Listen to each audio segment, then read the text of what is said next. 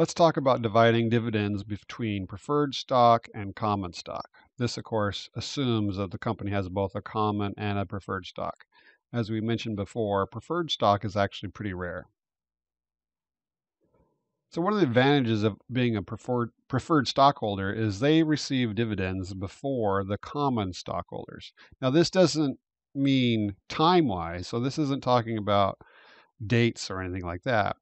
This is talking about if the company doesn't have enough excess cash to pay both the preferred dividend and the common dividend, the company has to pay the preferred dividend first.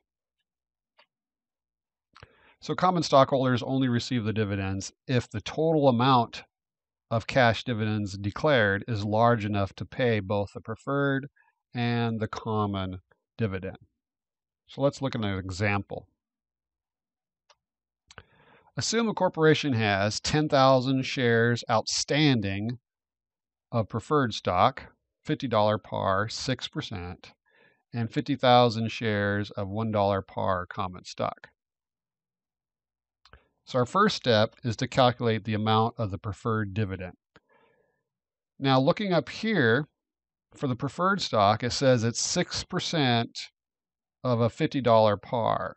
So per share, that means that 6% of $50 par is the dividend for one share of preferred stock. So doing the calculation, 6% of $50 is $3 per share. And there are 10,000 shares, so that's $30,000 of preferred stock dividend.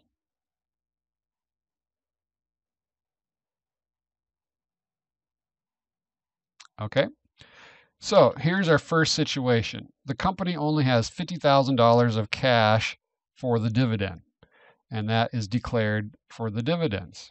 So who's going to get paid first? The preferred stockholders. How much do they get paid? They're going to get the $30,000, no more, no less. And so the common stockholders are going to receive the rest. So the amount that's left over is $20,000.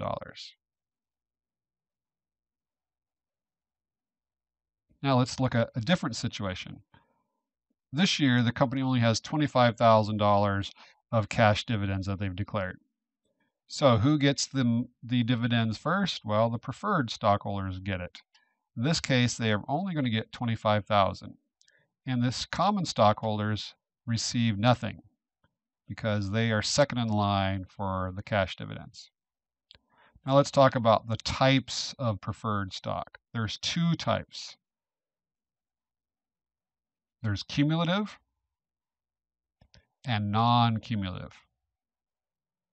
On the next slide, we'll find out what these differences are, but most preferred stock is cumulative. So we're going to assume that the preferred stock is cumulative unless the homework says so, unless the homework says differently.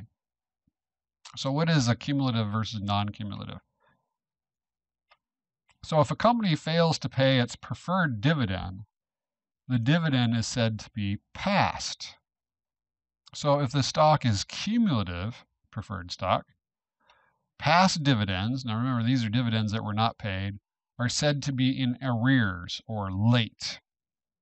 So what this means is cumulative preferred stockholders must receive all dividends in arrears, in other words, that are late, before common stockholders receive dividends. So once again, preferred stockholders get preference for dividends.